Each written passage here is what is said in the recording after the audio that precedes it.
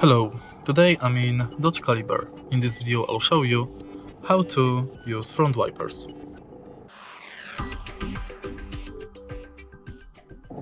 In the beginning, let's take a look behind the right side of the steering wheel. Right here we've got this lever. Firstly, you can use it once by pulling the lever downwards. If you want to use it in auto mode, pull it, twist the top part of the lever once downwards. And you can also adjust auto mode by selecting its mode between this icon right here. Next, you can use it in slow mode and in the end in fast mode. To disable the front wipers, set it to 0 position. If you find this video helpful, please leave like, comment and subscribe.